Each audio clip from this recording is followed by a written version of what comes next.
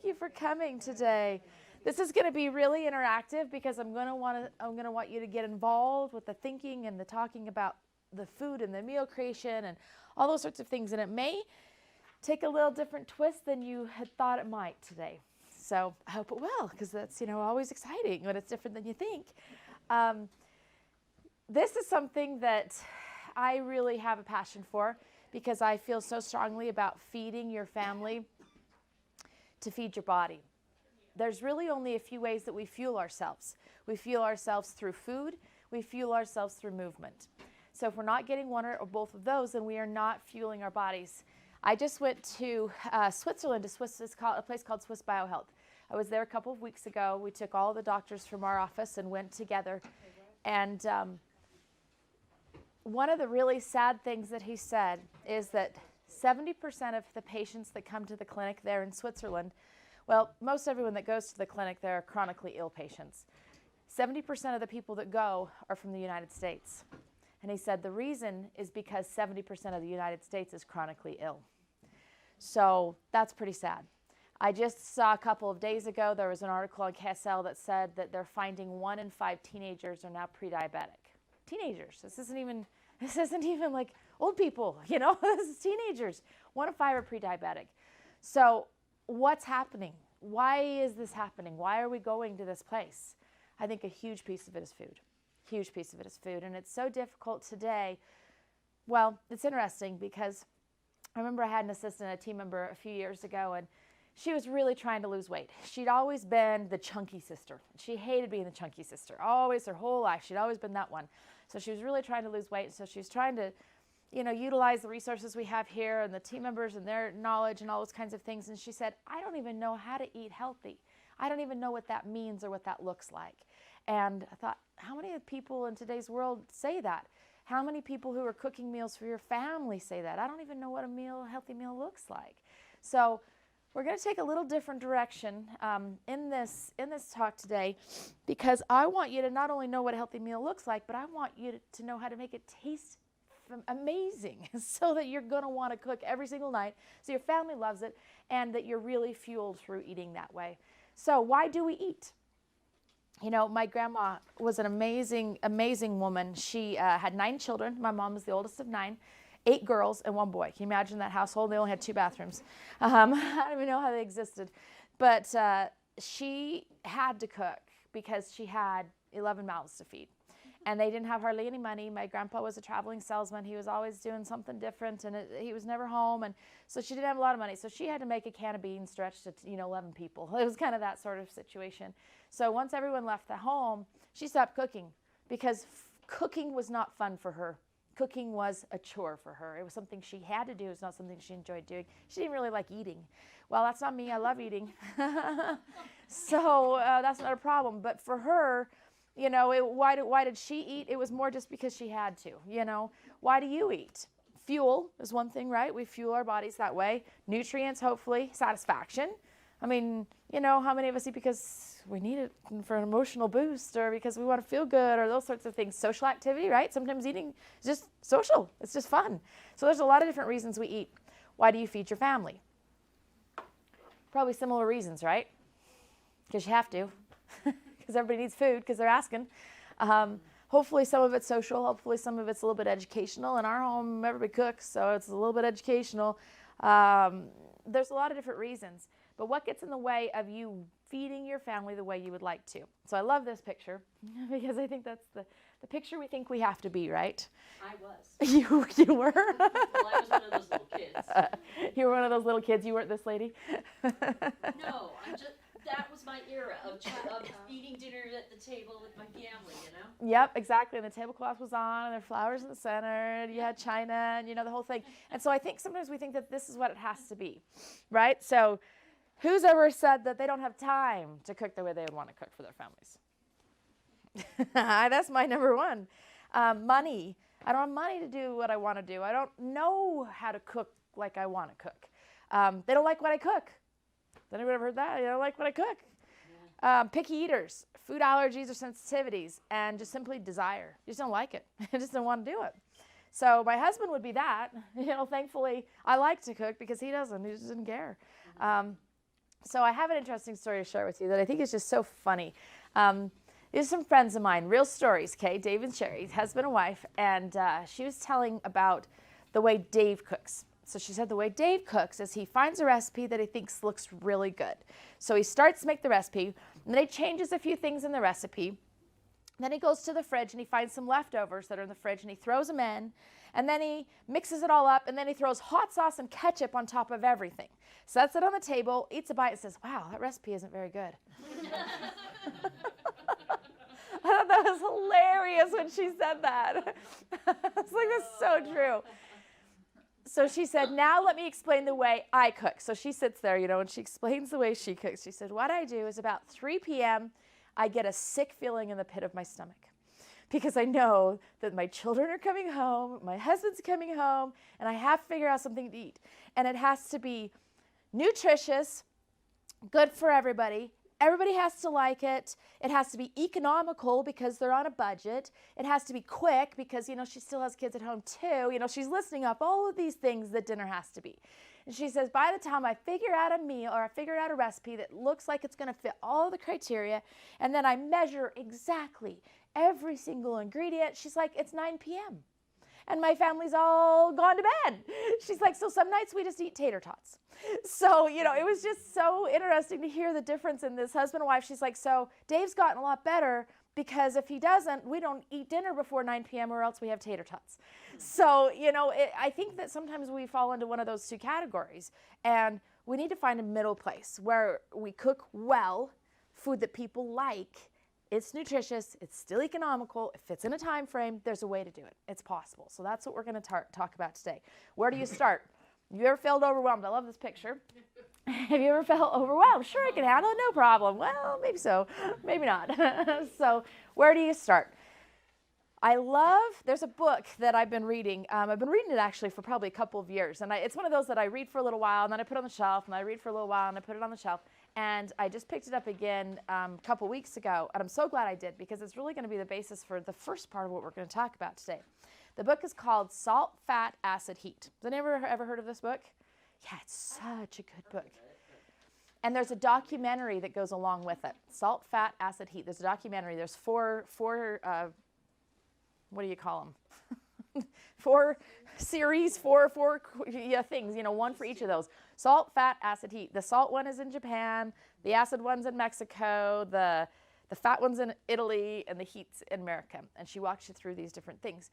Well, the basis of the book is that if you can master each of those 4 things, you can master creating a meal that everyone's going to love. And you don't necessarily even need a recipe to do it. So we're going to talk through some of these basics. Master these things, so we're going to start with flavor. That's where we're going to start. Then we're going to start about designing a meal and some foundations, some tools of the trade, and some simple cooking methods that are going to get you there. So I want you to think, first of all, what do you like about restaurant food? Somebody else made it. That's the number one thing right there. Very good. Okay, beyond the fact that someone else made it, what else do you like about it? Well, it's true. You get tired of your own cooking. It's all in the presentation. If it looks good, it probably tastes good. Okay, so presentation too, good. What else? What else do you like about it? They got the flavors just right. Where you're like, wow, this is really good. So flavors, there's flavor there. Not all the time, but most of the time, right? Okay. The other, Do the dishes. they do the dishes. That is another fabulous advantage of a restaurant for sure. Are things usually cooked well in a restaurant? Cooked well, right? Complimentary dishes, when you get a meal at a restaurant, typically everything that you're going to get is going to go together, right? So I want us to think about some of those things, that depth of flavor, that it just tastes right, complimentary dishes, things all go together, cooked well. Those are all things that you can do too. So let's start with the salt. We're not going to go to the heat, but we're going to do salt, fat, and acid because those 3 things together really do equal flavor. So let's start talking about salt first. It's really, really interesting. First of all, there's a lot of different kinds of salt. And do you know what salt is for? Do you know what it does? Flavor. It enhances the flavor of the food. That's what salt does. It enhances the flavor of the food. And different salts do different things, and different ways that you use the salt do different things. So this goes clear back to high school chemistry class, right? Y'all forgot it. So, do you remember, in fact, I asked my husband the other day, I said, do you remember what osmosis and diffusion were? And he just looked at me like, am I supposed to care? And I said, all right, let's talk about osmosis and diffusion. What osmosis and diffusion means is that typically every cell in our body likes to be in balance with salt and with water and minerals, not just salt, but minerals and water. So if one part of our cell, or if outside of the cell has more salt or minerals than the inside of the cell, those minerals are going to cross the barrier and come and equalize inside of the cell. Or vice versa, the water will come out and go towards where the more minerals are. Everything's going to balance. So the same thing happens in food. When you salt a soup, have you ever thought about this? I've thought about this. I think I'm probably weird, but I've salted a soup and then I'll grab a spoon to taste it and I'll think, well, but what if I don't grab the part that has the salt in it? But does that ever happen? No. Like the salt's throughout all of it already. How does that happen? That's osmosis and diffusion. That osmosis is actually going through a something, but diffusion is like spreading out. That's diffusion. That's what happens when you salted a soup.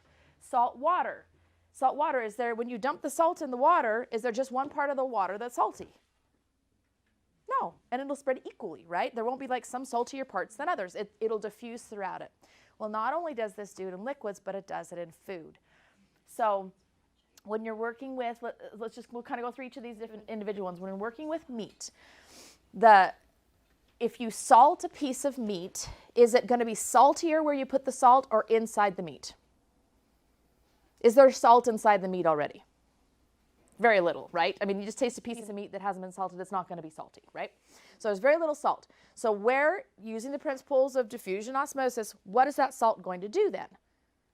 It's going to go into the meat, right? It's going to be drawn into the meat. The other thing that's going to happen as the salt comes in, that, remember, is one way of balancing, is the salt will go in and diffuse, but the water will also come out of the meat to balance it. So it will pull the water to the surface and make the meat juicier. So when you salt a piece of meat, the earlier you do it, the juicier it will be, and the more complete the flavor will be, because it will be throughout the entire thing. So when you're cooking a piece of meat, you should salt it at least a day ahead of time.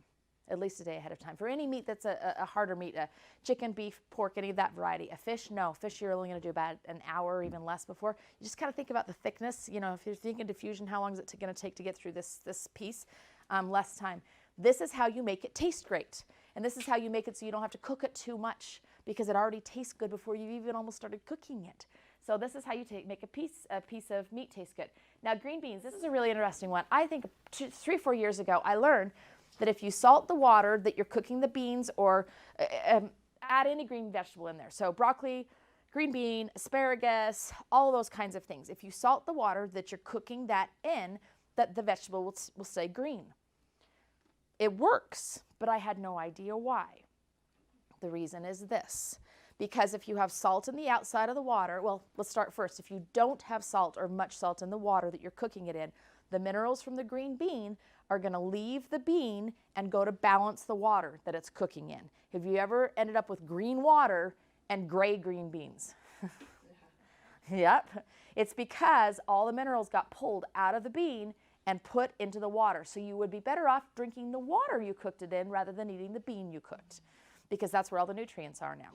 So you have to keep the mineral balance or the salt balance in order so that the minerals stay in the vegetables you're cooking.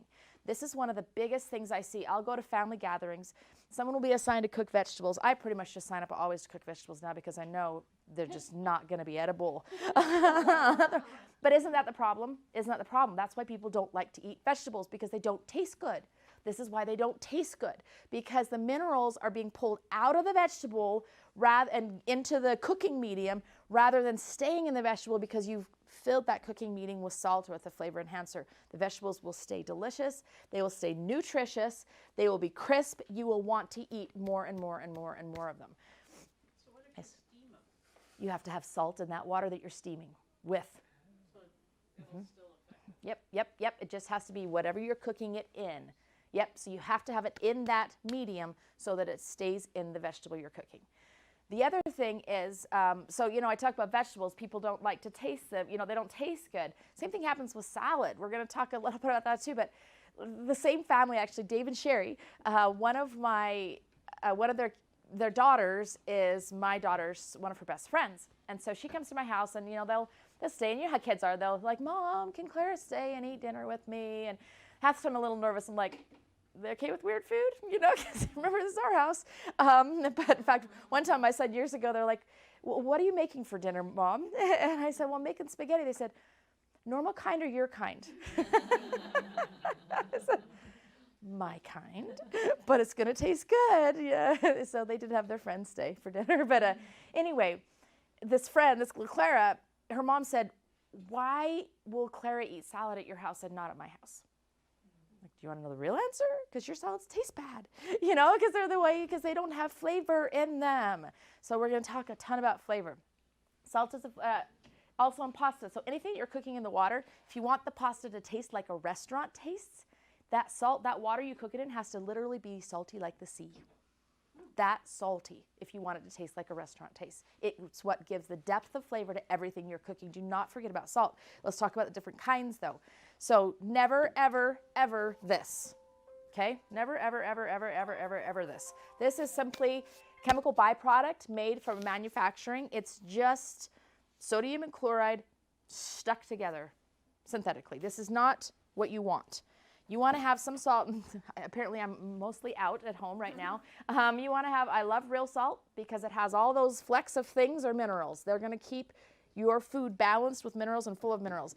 Does anyone know the difference between kosher salt? Well, between these to start with. Anyone know the difference between these? Well, the difference is the size of the particle and the shape of the particle. Kosher salt is in sheets. It's flat. So they originally did kosher salt to salt meat. I have a good friend that's Jewish. In fact, well, I don't know how to pass this around. I do know how to pass this around. Pass that around and look at those crystals. Yeah. I have a good friend that's Jewish, and so she's taught me a lot about what kosher means. She points out kosher everywhere. If you start, ooh, this is open. I did this at home. Now I have salt on the floor at home and here. Perfect.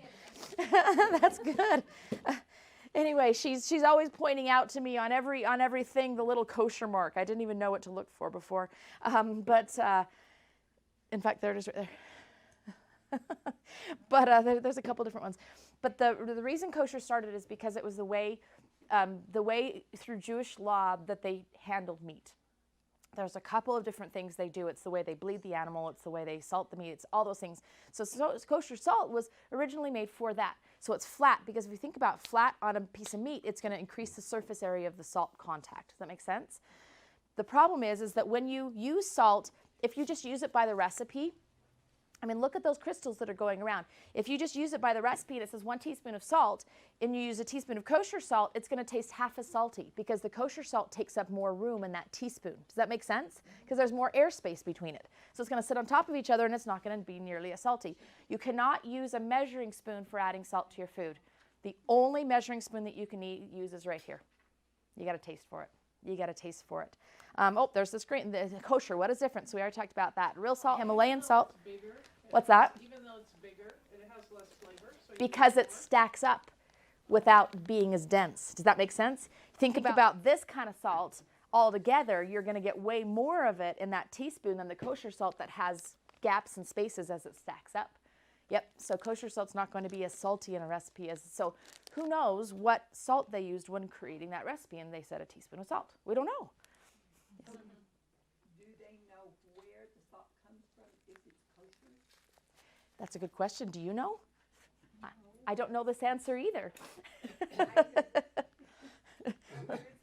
Like I used to buy the Celtic sea salt. Uh-huh. I thought it had, but then I just heard recently that because of the plastic in the ocean, that is now a problem. That sea salt isn't as much as you want. That's a great question. I don't know where this comes from. Where did you purchase kosher salt? Kosher salt? You can find it in any grocery store. But because it's kosher doesn't mean it's No, and actually, so I prefer this because I know where it came from. This was actually from a salt mine in Peru You know, it's a pink salt. It's from the earth, and it still has minerals in it.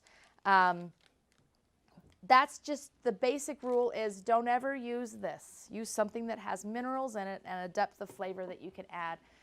Never blue box. How much? Until it tastes good. And how much is how much? Like, I just dumped this on the table, so I'll be able to show you, but this is a fingerful. You know, that's a fingerful. Oftentimes when you're doing meat, you want to do palms full, which is double, triple this even. It's going to be way more than you think. It's going to be way more than you think. So you salt it before you cook it, and then salt it before you eat it? You probably, no, you don't want to. If you're adding salt when you eat it, you've not done your job as a cook. Because you see cooks do that. They salt it before, But and not- then they salt it. But not much after. They're doing it before, because when you do it after, the flavor's on the surface. When you do it before, the flavor's inside. They do it lightly more for texture when you're eating. Exactly. Not necessarily. They'll add a little bit of kosher for the crunch, not for the flavor. Yep. So it's when you want it deep inside of that food, that's where you're going to get that flavor. That's where you're going to get the flavor. Second one is fat. Oh, yes, good. Okay, my mom was a homemaking teacher, and she wouldn't put it in at the very beginning because she said it would make the meat tough. Okay, that's a good question. So it depends on when you do it. That's actually a misnomer that it will make the meat tough. You need to do it way beforehand. If you just do it right when you're cooking it, that's actually true. But you need to salt it a day ahead of time. So you can marinate it in salt. Is that what you're sort of? In essence. In essence. Yep. You're going to bring the full flavor all the way to the inside. Okay. Yep. And this Thanksgiving, I cooked the turkey. And I did a lot of these principles in cooking the turkey. I did not brine it, but I salted it a day ahead of time. I wish I'd even done it 2 days ahead of time. Everyone was like, this is the most flavorful, juicy turkey I've ever had in my life. Yep, it makes an absolute difference.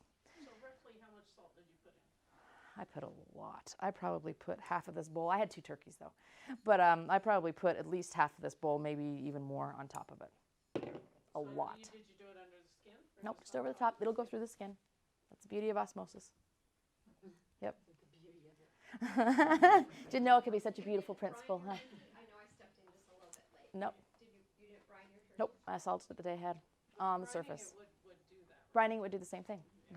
But brining it, you have the water, and it may actually, well, it probably will push it a little further in perhaps even, because it's going to balance the water, so it's not going to pull the water out of your turkey to go balance the salt. So it may even be better, yeah. I just have done that once, and I had to use a whole big bucket, and it was a lot of work, and so I didn't do that again. Okay. Michelle, Yes. just really quick, on pasta, you said put it in the water, but I've heard that you're supposed to wait till the water boils before you add the salt. If you have the salt before it boils, it'll boil faster. That It is reduces the boiling point of the water. There's no reason. No. Go ahead and add it beforehand. The water will boil faster. Food will cook faster, too, if it's salted. Yep. It takes 7.2 seconds off of each minute. I learned that in school.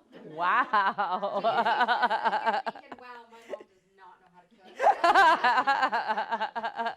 That's okay. None of us do. All right. So what is fat for? It's to add flavor in foods. It's to cook in, and it's to give texture.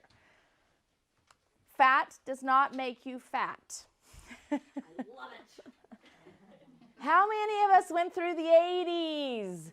That's all we learned in the 80s. How many of us ate Snackwell cookies because they had to be amazing for us because they had no fat? I was raised by a mother who was fat phobic.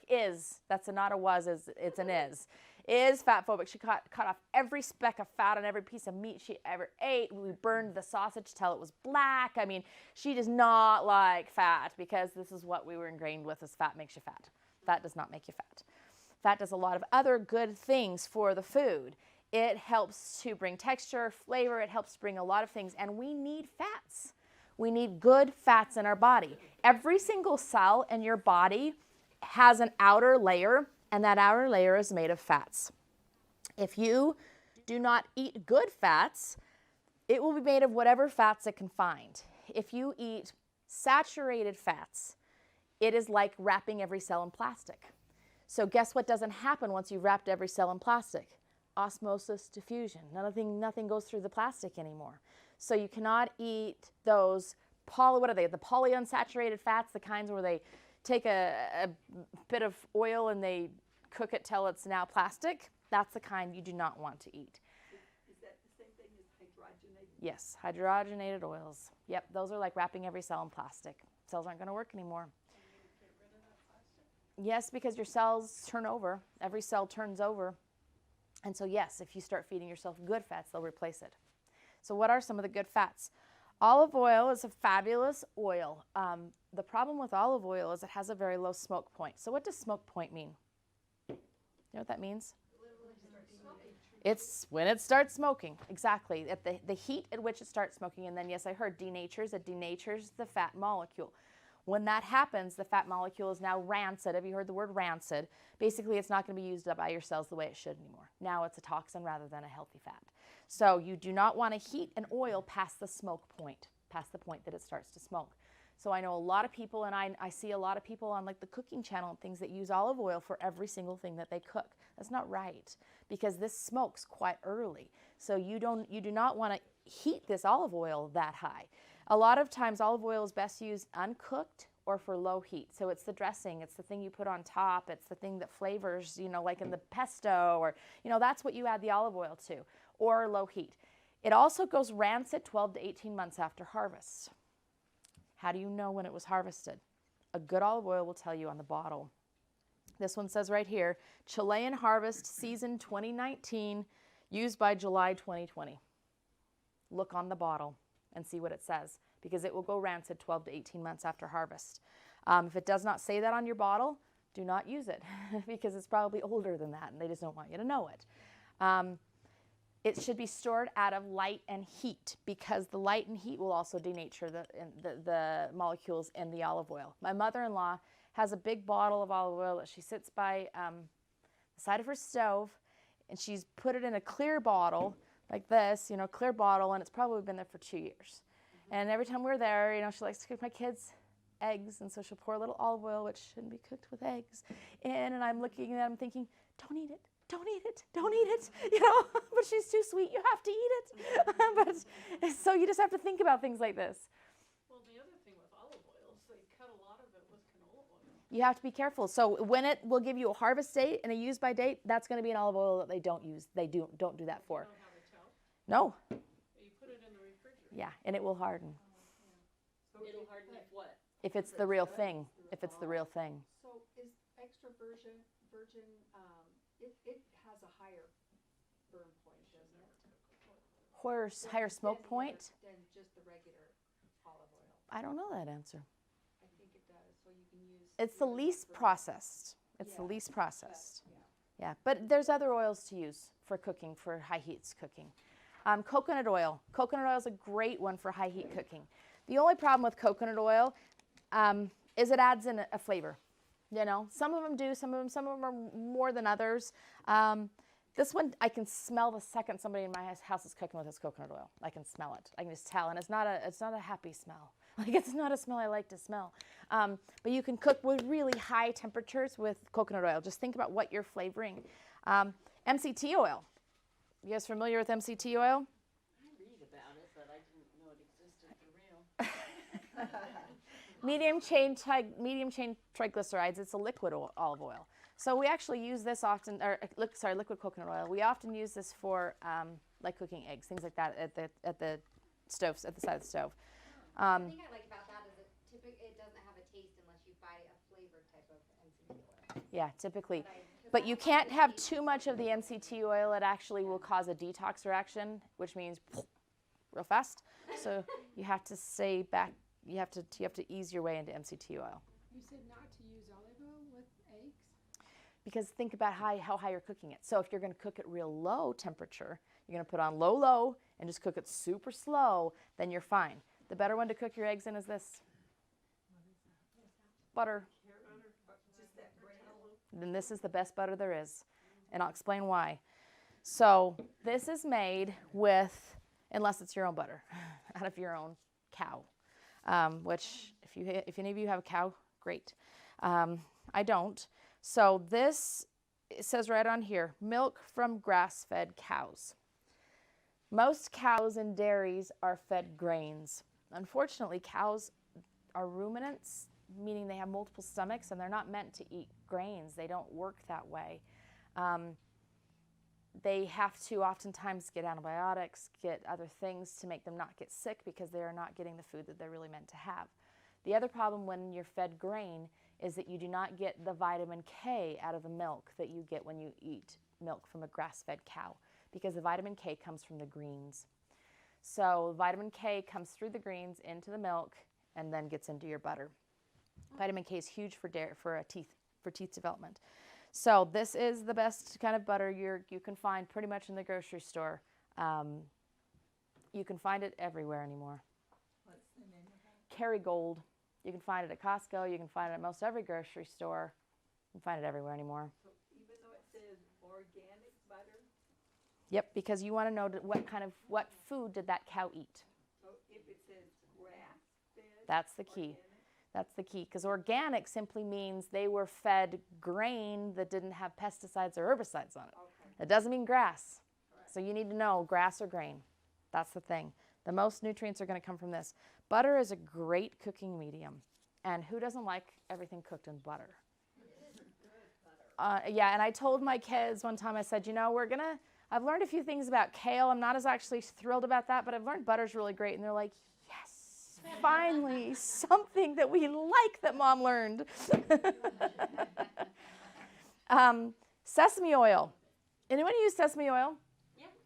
Yeah, it gives a great, you can't put this on anything that you don't want to taste like an Asian food, right? You just can't. But anything you put it on, oh man, doesn't it liven that thing up? I actually had a weird experience with sesame oil. I went to Taiwan. My brother served a mission there, and so we all went to go visit the country with him when he was done. On the way home, so on the way there, you get food on the airplane that was made in the United States.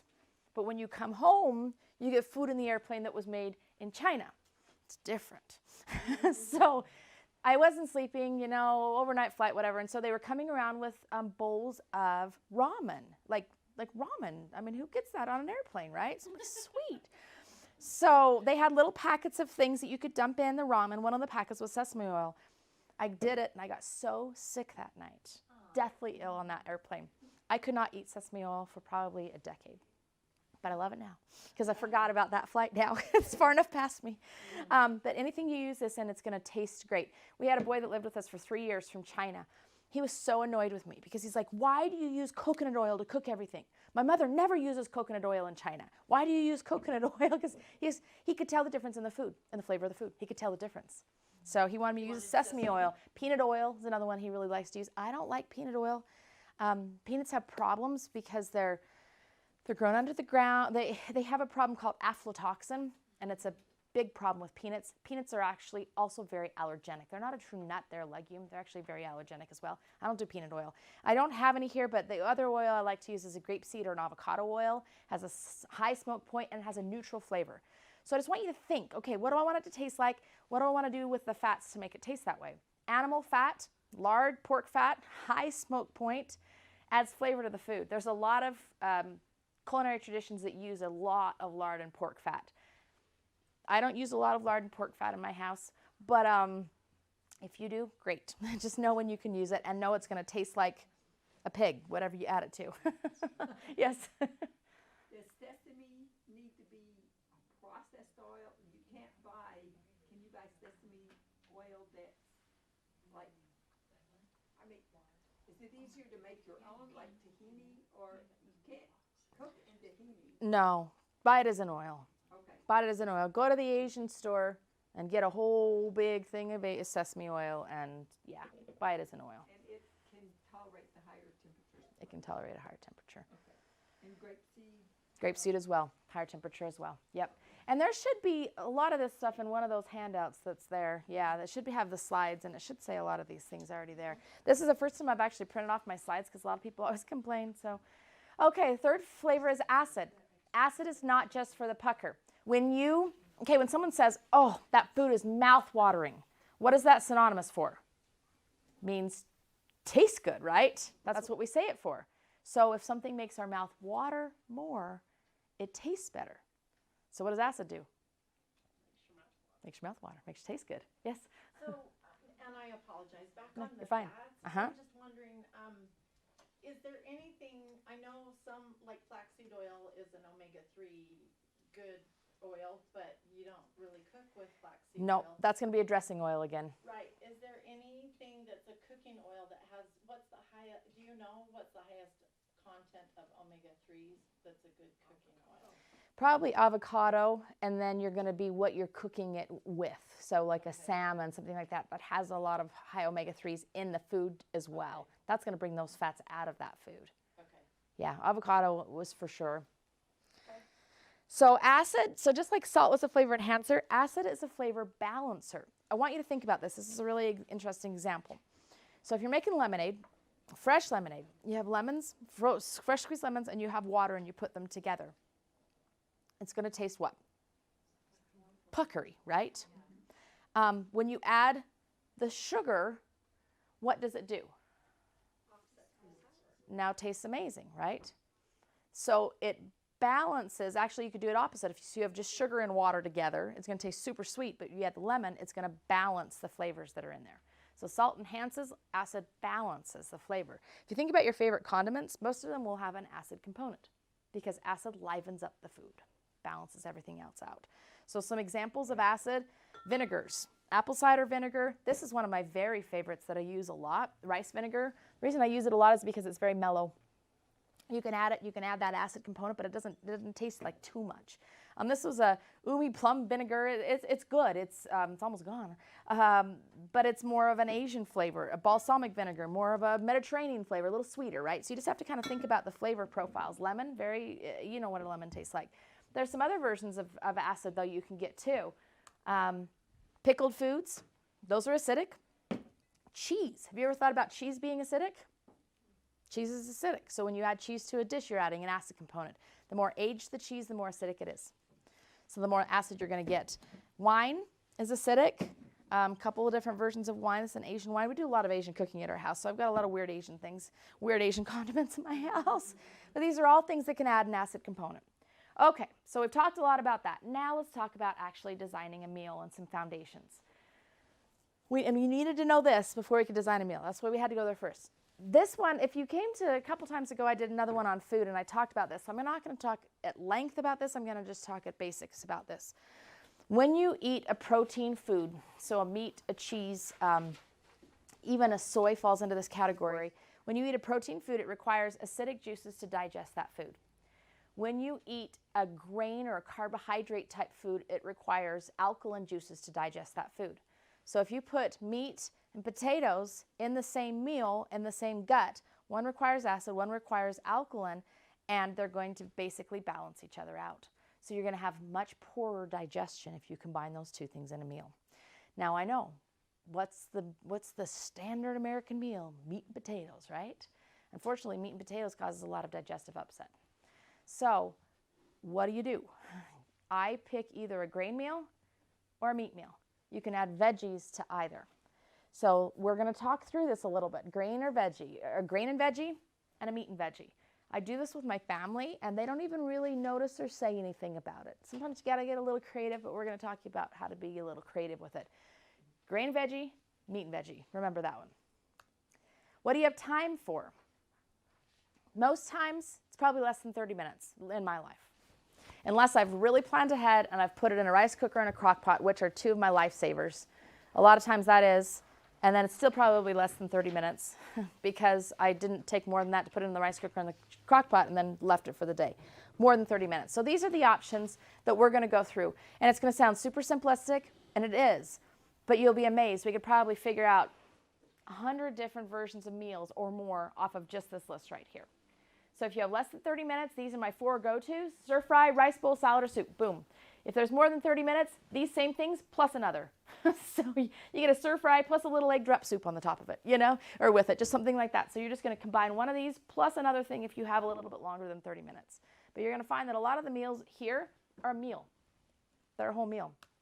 What do you want? So the third thing we're going to consider is what taste do you want? Or flavor profile if we're on a fancy cooking show. What do you want it to taste like? So I've just given you some examples here. I find that the ethnic cooking versions of things have the most flavor. Why do we call American food American food? Because it's bland and it's boring. But Americans came from all these other places. So why aren't these just all American foods? You know, because we're made from all these other people. But I find it interesting that oftentimes the food we consider American is maybe the least flavorful of all of them. So what flavor do you want it to taste like? Okay, so let's design some meals. Laura, will you be our writer on our board? Yeah. Okay. I'm up. All right, so we're going to pick. Do we want to do a grain or a meat meal? Meat. Okay, meat meal. Write down meat. Okie dokie. Do we want it to be less than 30 minutes or more than 30 minutes? Let's just say less. Less. Always less. Making a column. Yep. Okay, let's. What flavor profile do we want? What do we want it to taste like tonight? Just yell one of them out. I love Asian. Asian, Chinese? Okay, so Chinese. Okay, so let's think about what, oh, we have to go back actually. Oh, less than 30 minutes. We said less. Which thing in less than 30 minutes do we want? Do we want a stir fry, a rice bowl, a salad, or a soup tonight? Soup? We want a soup tonight. Okay, so less is soup. Yeah, just put it down there. Okay, so we want a Chinese soup with meat in it tonight. Okay? So, Okay. what are we going to use? What's that? We're a fun group. We're a fun group. We're a fun group. Exactly. So- I've got to get Will the that find. be- Well, no, we'll go back. It's in my handout. That's where it's at. I'm like, where is it? It's not in here. It's in the handout. So I need a handout. Yeah, you can change it to a stir fry. I can change it to a stir fry. No, we can make a soup. We can absolutely make a Chinese soup. Okay, so go to your soup formula. You find your soup formula? All right. So what are we going to have for the base of the soup? For an Asian soup? A broth. A broth, right? So broth. Let's put chicken broth. Okay? So we're going to have chicken broth. What veggies are we going to put in an Asian soup? Okay. Snow peas, Snow peas, onions, always, garlic, onions, garlic. What was that? Some sort of green, some sort of Asian green. An Asian green is probably going to be a little tougher green. Should we call it a bok choy? A bok choy would be beautiful in that. Okay, how about a carrot? Carrot fit in Asian? I mean, you just think. So you got to go to the restaurant. Go to the restaurant. What would you see in a stir fry? Scallions. Scallions. Okay. Mushrooms. Okay. How about a tomato? Maybe a tomato that would mix? No? Okay, no tomatoes. We're nixing the tomato. Never mind. Okay. We asked for meat in this one. So what kind of meat do we want in this? Well, we have chicken chicken broth, broth. so let's do chicken. Chicken? Okay. So we got a chicken vegetable soup so far. How are we going to make this taste Asian? Some coconut milk in. Coconut milk would make it taste Thai. Sesame oil. Well, Sesame oil. Asian is Thai. Soy sauce. You think, what would you have at a restaurant? You'd have some sesame oil, you'd have some ginger, you'd have some soy sauce. Hoisin sauce. Hoisin sauce, something like that. You need a salt, a fat, and an acid. Do we have it yet? Do we have a salt yet? We said soy sauce. Soy sauce would be a salt, right? Soy sauce. Broth has a little bit of salt too, okay? Do we have a fat? Yeah, I said sesame oil. Sesame oil. I think sesame oil on top as a dressing on the top of that soup would be beautiful. Sesame oil. And the chicken and the broth has the fat. Do we have an acid? This soup's going to taste dead without it. A rice vinegar or a lime? A rice vinegar or lime. Lime. I'm going to go with lime. Okay, guess what? You just made a Chinese meat vegetable soup that's going to taste delicious, and you made it in 30 minutes or less, and you did not have a recipe. And there are no grains in it. And there's no grains in it. Okay, let's do it again. Okay. Look at how good I write on the board. Yes. I'm going to look. Yes, there is a difference between lime and lemon. But the only difference, Straight, you know? the only difference is the flavor. Well, like a little kid meaning like in my 50s. Lime goes better. What does lime go better with? Lime is typically in Mexican food. It's in Thai food. Most Asian recipes are going to have some lime. Where are you going to find the lemon? Mediterranean foods. Mediterranean foods. This is go to your restaurant. You got to go to the restaurant. You got to think, what would the restaurant have? What would the restaurant have? Okay. All right. We already did a meat, so let's do a grain this time. Grain. Okay. Do we want a stir fry, a rice bowl, a salad, or a soup? Stir fry. We want a grain stir fry. That's beautiful for grain, because then you can put it on something. Oh, Michelle, the fast talker. Okay, what flavor profile do we want this time? Well, I was gonna say something and then Mediterranean. Mediterranean it is. I'm writing med, like Club Med. Okay, go to your stir fry formula. What oil are we going to cook it in? Because we're going to cook it in an oil. It's met. Go ahead. What? Now, olive oil would make sense, right? Because this is a Mediterranean oil, but are we going to cook a stir fry in it? No. So we're going to get a neutral oil to cook it in first. We're going to get an avocado oil, something like that to cook it in, okay? What vegetables do we want? Oh, I got to talk about something here, but in a moment. I know, that has problems. Okay, what? Avocado oil. Avocado oil. What vegetables are we going to put in a Mediterranean stir fry? Broccoli. Carrots. I don't hear any Mediterranean. She's not writing it unless she believes it.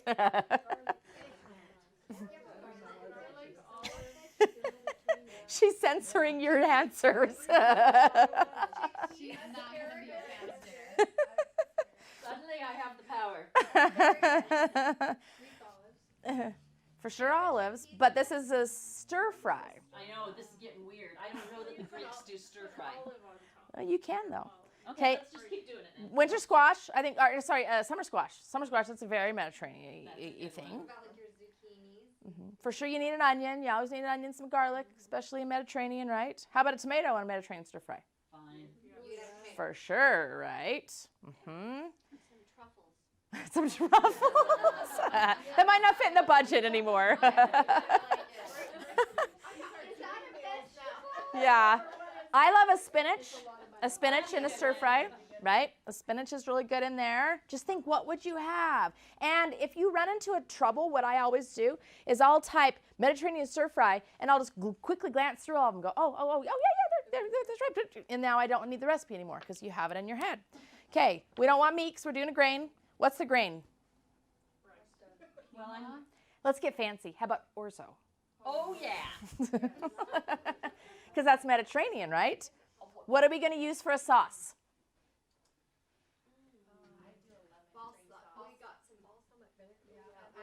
Olive oil, a little balsamic vinegar, little lemon maybe. You can add cream to any meal, but Mediterranean to me, I would say yes. However, you need to think, okay, do we have salt, fat, acid, heat? Do we have too much of one thing? Sometimes cream in a meal overpowers the acid for me. Or yeah, it's too much of the fat and too little of the acids. But you just have to think about that. So, okay, do we have a salt? She's probably also asking for the food combo question. Yeah. For the Okay, nutritional part no, of it. so we're in a grain one. Thank you for asking. Yep. I'm glad you asked that. Okay, do we have a salt? You could add some Parmesan cheese because that's That olive that somebody said would be a great topper on this. Yeah. And that's nice and salty, right? Parmesan cheese would be great. No. No. It doesn't match. Feta. Yeah.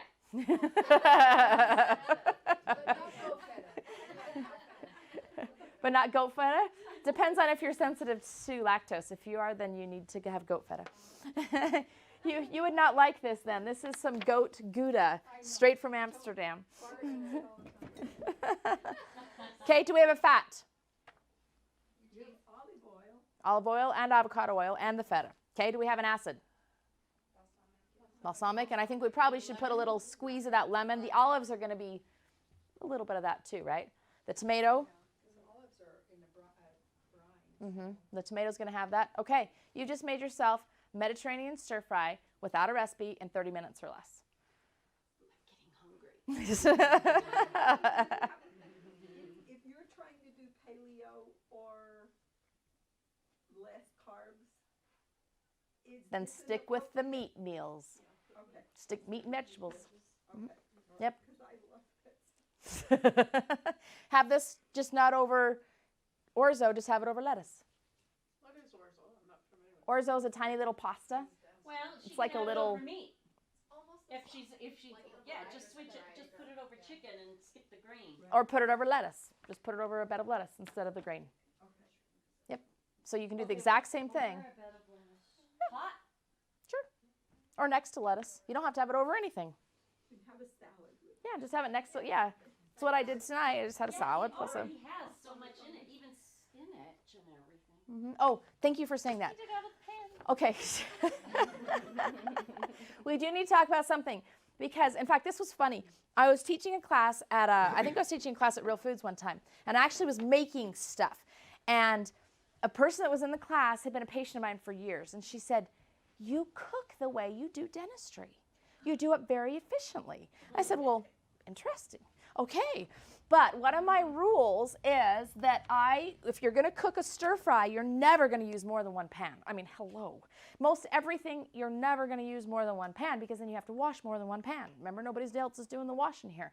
So when you're cooking vegetables, you're always going to cook the hardest one first. Hardest meaning hard, like a carrot. A carrot versus a zucchini. So which one are we going to put in the pan first? We're going to put, obviously, this first. Oh, thank you for just reminding myself in my brain right there. So when you cook in a pan, you want to heat the pan first. So the pan needs to be hot before you put your oil in. Then you're going to add your oil after the pan is hot, and you want it to coat the surface of the pan, and you want to watch it shimmer. When it starts to do this, then it's ready to put your food in.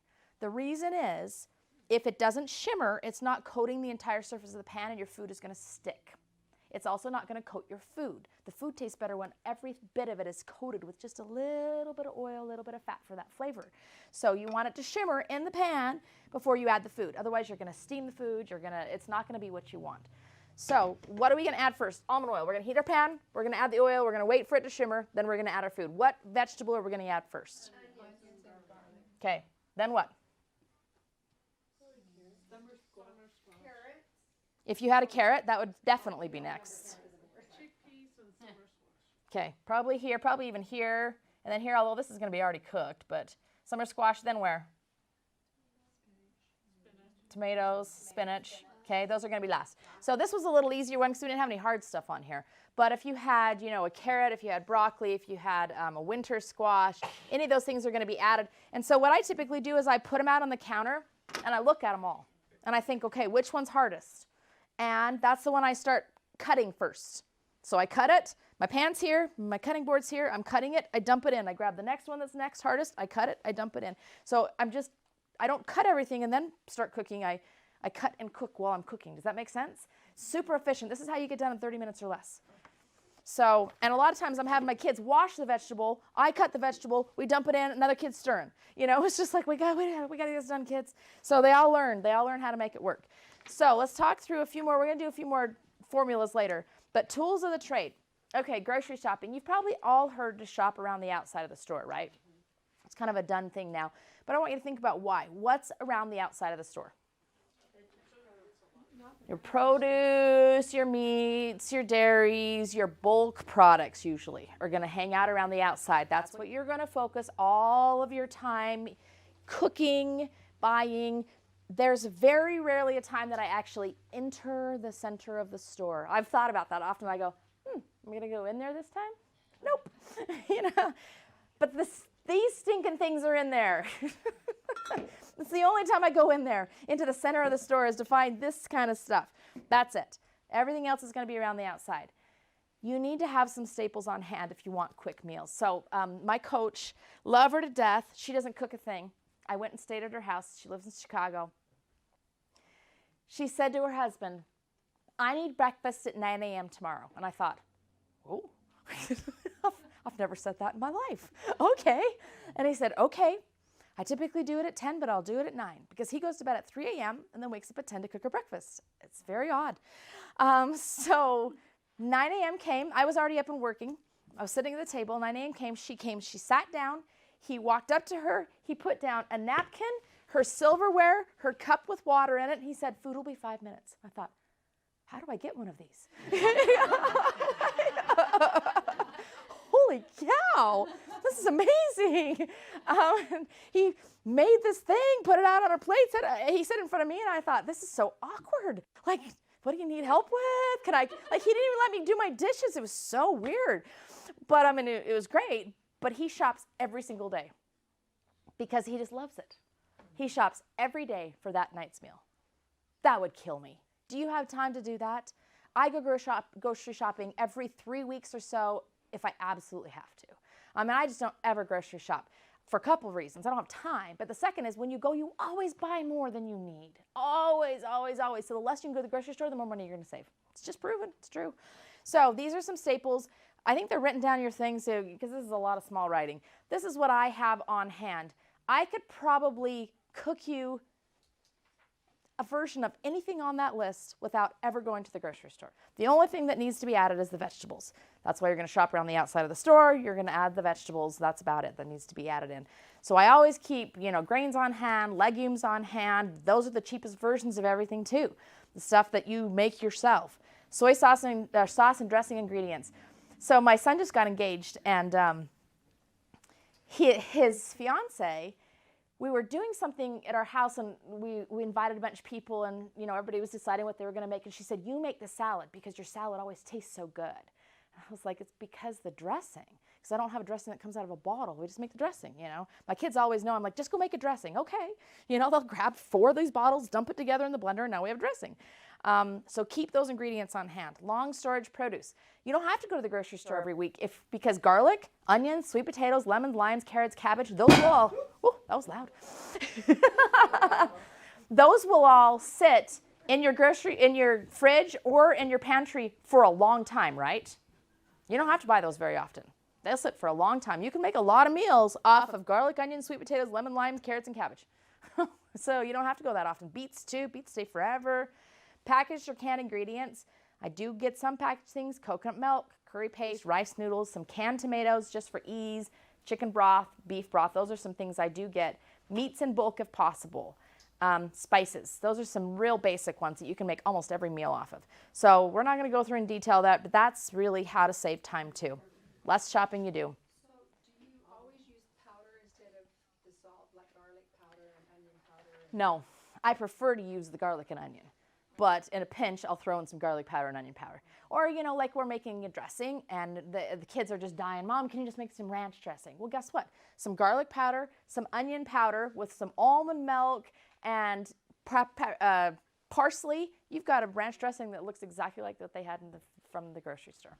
That's way better for them. So sometimes those things are used in something like that where a real garlic and onion wouldn't be. What did you do? Almond milk, parsley for the ranch dressing? Garlic powder, onion powder. If I have something a little thicker, I'll throw it in like a yogurt because it gives it that thick consistency. Okay. Yeah, plain. I don't ever get anything that's really flavored because if you don't get it flavored, then you can flavor it yourself in any way you would want. So if I'm ever going to buy a yogurt, I'm just going to get a plain yogurt. Kids can add something to it to make it sweet. We can add, something to it to make savory. Just get the plain versions. They're cheaper too. So parsley too? Parsley because it makes it look like ranch. Because those little green flecks, ranch has it in it. Yep, it's tricky. You can salt in there too. What's that? Salt? Salt. Oh yeah, for sure. You ever tried putting dill? Ooh, dill would be delicious. That gives the green flecky things too that make it look like ranch. Delicious. Yep. Okay. Did you say you did olive oil with that? No. So some sort. Yeah. I mean, you could. Easily could. What do you usually do for the ranch? So Like an oil to put it all together? the yogurt. Oh, the yogurt. Okay. Yep, that's a good oil. Okay, some of the tools that are time saving: rice cooker, crock pot. I could not live my life without those 2 things. And it's kind of funny. So here at the office, we've been through a lot of different things as far as feeding people, and I like to feed people because it makes them happier, and then they work harder. Okay, don't listen. That's not. You don't know that's really the reason I feed you. That's very So we went through a lot of different iterations of what we did for feeding. Now we're down to, I go to Costco once a week and I buy only things that we can cook in a rice cooker and a crock pot here. And how many different versions have we had? Like so many different things. And it can be made in the 4 hours from time somebody gets here and time lunchtime. High-speed blender, could not live without it. Good knives and cutting board. I'm sorry, but you just cannot live without a decent knife. This knife, I didn't write it on there, but this is from a company called Chef's Knives to Go. If you have not asked for a Christmas gift yet, ask for one of these. So this is it starts with a B. I don't remember the name of this, but I love it because it protects the knife in the knife drawer. That makes sense? It, you know, just stays on here, and now they can bang around in the knife drawer and that doesn't get ruined or anything else. This thing is so sharp. Oh my gosh, it like makes me want to cry almost. It's so wonderful.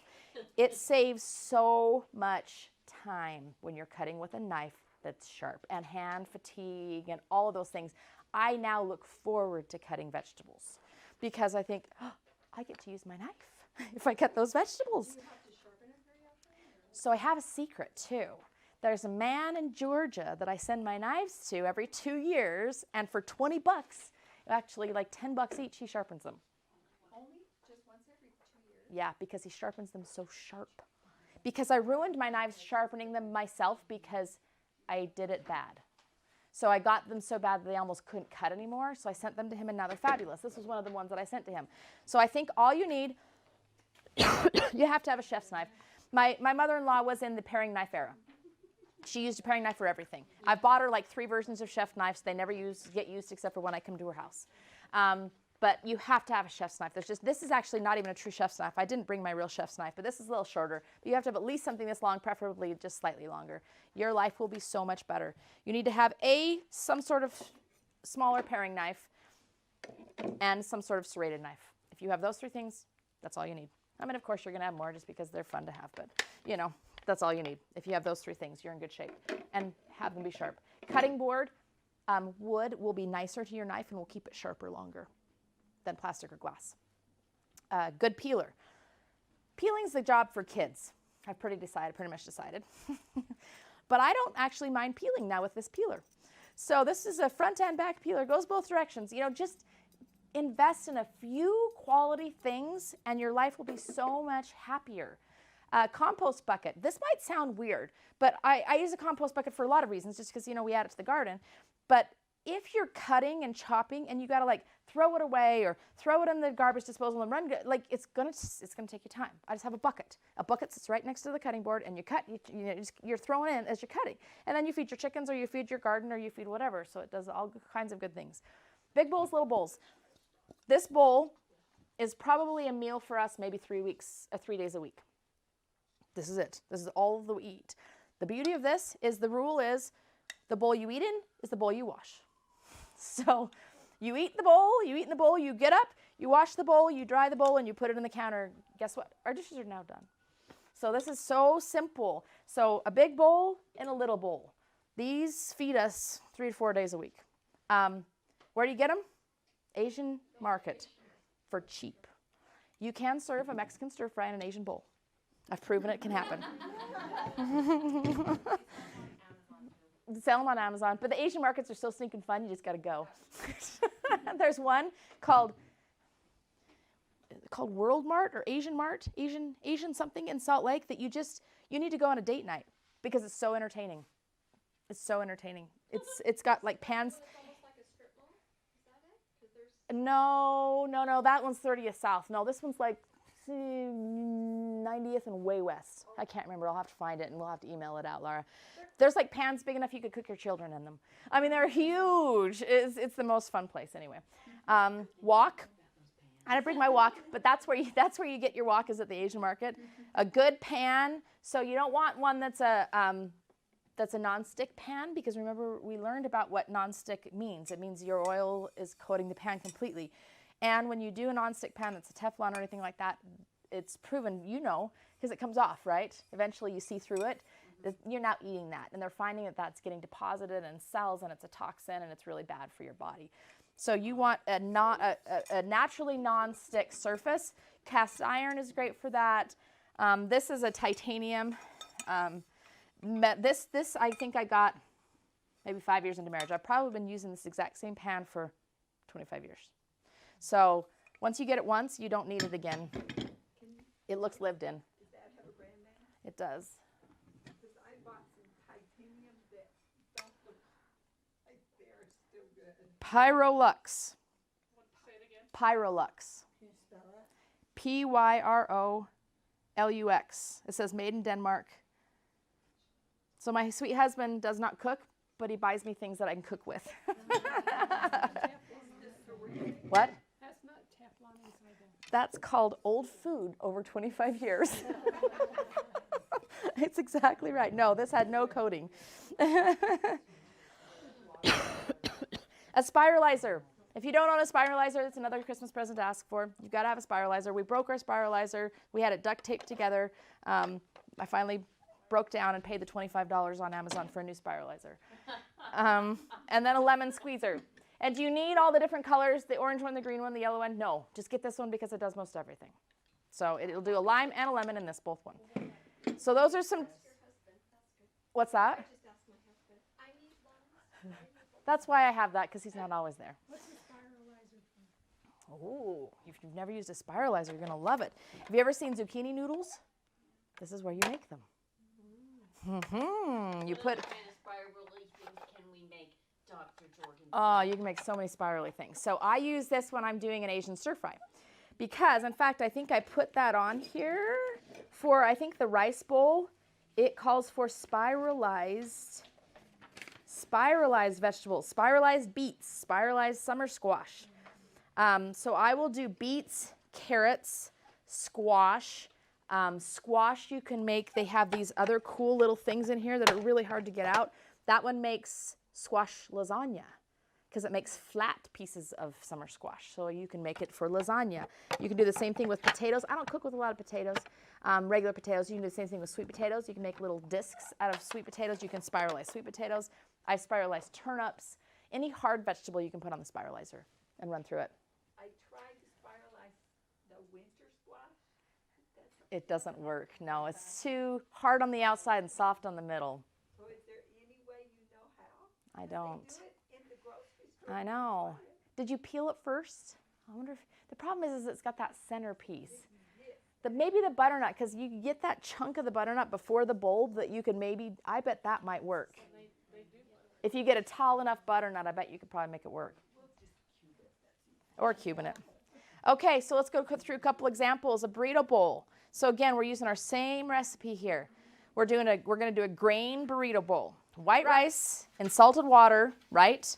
So if you're going to cook it in your rice cooker, you're going to salt the water for your rice cooker. That means the salt, the flavor's inside the rice already. Black beans. If you've never cooked beans in your own, like in a crock pot, you're missing out one of the cheapest possible things you could do. It's so cheap, but you've got to soak it overnight ahead of time. Multiple reasons, but the main reason is for you that you're caring about right now is because it's going to soften the pectins inside of that bean and you're going to be able to cook it quicker. You're going to soak it overnight. You're going to rinse off the soaking water. That's the main key. You do not want to cook it in the water that you've soaked it in. Rinse off the soaking water. Apple cider vinegar? You can add that if you want. You do not want to add salt. Salt will toughen the beans, but you can add a little bit of acid and it will soften the pectin a little bit more as well. That's what it's doing, is just softening up. So Do them in an Instapot? you can do them in an Instapot. My concern with an Instapot is if you've not soaked it. The soaking is actually really important for the health benefits because the bean, any seed has an anti-nutrient on the outside to prevent it from sprouting. So if you're just putting it in the Instapot, pushing the button, 30 minutes later you've got some cooked beans, great, but you actually have all of those undigestible things also included with them. So soak them overnight, then throw them in the Instapot. Yep. When I have tried to do black beans, they turn purple. Yep, they do. So they, And the water turns purple. yeah, but if you put other things in it, and that turns, is that normal? That's normal, yeah. So I typically will throw in, if I'm cooking a pot of black beans, I'll soak them overnight, I'll rinse them, I'll throw them in the pot, I'll throw in an onion, piece of garlic, maybe a jalapeno pepper if I want a little bit of flavor, and then a little trick too is if you add in some seaweed. You'll add in some iodine and some salt, and it will cook a little faster, and supposedly it will help with the flatulence issue. So I just throw a little piece of kombu seaweed in with it. If you do mint, that's supposed to help too. And so is, I don't know how to say it, epizote, I think is how you say it. Does anyone know how to say that? It's an opposite. I knew you'd know how to say it, Carmen. If you add that, that's supposed to help with the flatulence problem as well. Can you spell that? It's EP, right? Flatulence, yes. EP, This is an herb you can put. it is. EPA, I believe. Is it EPA or EPO? And then ZOTE. But it's an E. Is it? I've only seen it spelled E, so maybe I've seen it spelled the American way. And then ZOTE. A lot of Mexican food has that in it as a flavoring. It's a spice. It's an herb. And if you go to the Latin market, it will be spelled With an A. correct way. The correct way, exactly. And if you've never been to the Hispanic market, to the Asian market, you are missing out. Those places are so stinking fun to shop, and they're cheap as dirt. Oh my gosh. You'll go to our grocery store and a lime will be $1 a piece. You go to a Hispanic grocery store and you'll get 10 for $1. It's like, these are the same limes. What the heck? And all those spices too, even if you just. Oh yeah, they're so great. They're so great. So great. You know, you can kind of figure it out. Asian market. Or, you know, your grocery store, but you're going to pay twice as much at a regular grocery store, but that's okay. I've seen them at Good Earth. I've seen them at whatever. The one I like is called Kombu, Kombu. MBU. And I'll just break off a piece of it, throw it in there. It'll expand. It'll be 5 times the size of when you threw it in. When you're done, just fish it out before you mix up your beans. You can put it in your sauerkraut too.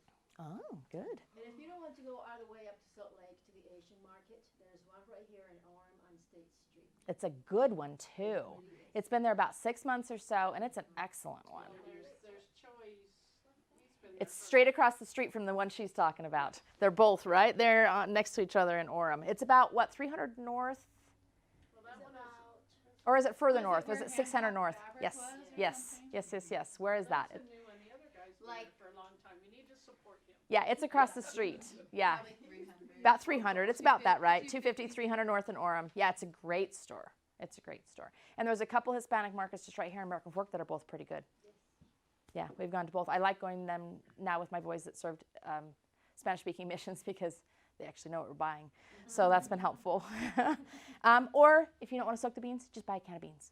You know what? I'm so not a purist. Just buy a can of beans. Just rinse them because they're really salty. Salsa. Shredded lettuce or cabbage. Again, I keep cabbage on hand a lot because a lot of times if you haven't gone to the grocery store and your lettuce is all disgusting or you don't have any, cabbage is always in the fridge. Cabbage is a great thing. Avocado, sliced lime, corn chips. Okay, so did we do it? What's the salt? It's on the rice. The corn chips? Corn chips. Yep. And the salted water. Rice, yeah. Okay, good. What's our fat? Avocado. What's our acid? Lime. Okay, so is that meal going to taste good? Yes. It's going to taste good because you got everything in it that you need. All those flavors, okay? And how long is that really going to take you? Especially if you put that rice in the rice cooker and the beans over. I mean, how long is that going to take you? It's like 15 minutes. Yeah, and you're just throwing stuff in. Okay, if you put a grain and a bean together, that has both. So that's a complete protein. Correct. Is that correct? That's good because you don't have a meat in there. You don't have a protein. The carbs and carbs can go together. Okay. Yep. Okay, so hamburger soup. So this is a meat meal, right? So we have ground beef. So this is the way I would do it. I cook it the night before. I know sometimes it's a little depressing after you've just made dinner to make another dinner. But I know, but it's just super simple. Like if the meat's already thawed and and you've already salted, whatever, it's simple. Like this is like a 10-minute thing. You can throw it in, you put it in. So this is the way it would happen in my family. Okay, so I'm gonna cook the ground beef the night before. I will throw everything else in the crock pot with it. I put the whole entire crock pot in the fridge, not the part with the plug. My daughter did this a couple of weeks ago, and my crock pot has not worked well since. So you need the kind that the crock comes out of, she put the whole thing in. So I went the next morning, I'm like, I know I got that ready last night. I usually leave the plug part out on the counter, so then it reminds me to pull it out of the fridge that morning. And I was like, where's the crock pot? My son comes bringing it in. Liza put the whole thing in the fridge. I'm like, well, I did tell her to put the crock pot in the fridge, so, So I'd put a can of tomatoes, a can of green beans. I would slice up some sweet potatoes and carrots, throw in beef broth, some Italian seasoning. That would all go in the fridge overnight. I'd pop it out. I'd put it in the crock pot in the morning. I'd push low cook for 10 hours, and I would leave. I'd come home, dinner's ready. What am I going to cook it with? If you don't want to do that, you don't have to do that, because think about how long is it going to take to cook this stuff without a crock pot. That's a half an hour or less, right? Serve it with a simple lettuce salad. You're going to put the same things in each of the dishes you want to think about. Either as a whole you want to have it. So where's our salt in this meal? The broth, the canned vegetables. You're going to salt your meat here, right? Okay. The beef broth. Where's your fat? The beef broth. Here. A little bit here. Okay, where's your acid? Tomatoes. Your vinegar here. So you want the meal to be balanced too. You want to have all those things in that meal too. And I hope that doesn't feel overwhelming. I hope that actually feels very simple. And now it's just boom, got it, got a meal. So why haven't we talked about healthy eating? Oh yes, go ahead. Did you salt your meat like the day before you cooked it? Ideally, yes. In my life, not always. Or if you cooked it and then you put it all in the crock pot, let it sit overnight, that salts it also? It does, because it's doing that wonderful diffusion thing. Yep. So why haven't we talked about healthy eating? We have. Because most of the things we've talked about are exactly that, right? Food from the outside of the grocery store, is that healthy? Yep. Basic food staples, are they going to be healthier than something bought in a box or a bag or a can? For sure. Healthy cooking techniques. Have we used fat? Yeah, because fat doesn't make you fat. You know, we've cooked, we've figured out how to make foods. Are we immersing the food in the fat? No. We're just using it to dress it, to flavor it, to give it texture. Meals at home, are those going to be healthier than eating out? Yeah. Guaranteed, right? No pre-processed meals. Eating at home with your family, that's healthy. Just because you're with your family, that's actually very health-inducing to be together most of the time. Sometimes maybe it's not. Most of the time it is.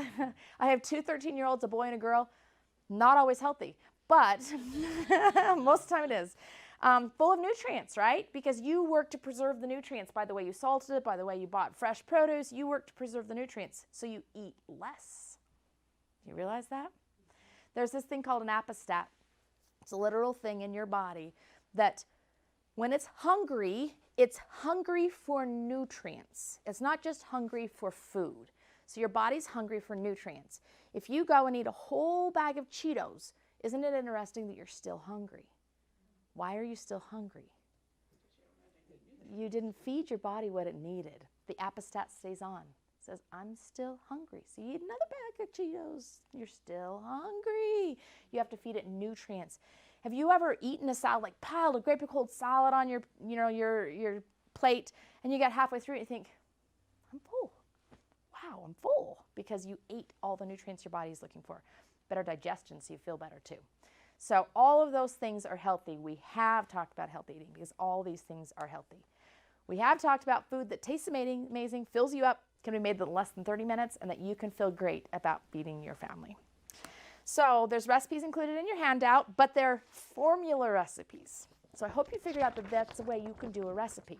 So in this little handout, you have the availability of probably, 50, 60 different recipes, because it gives you ideas of what to use and how to layer these things together.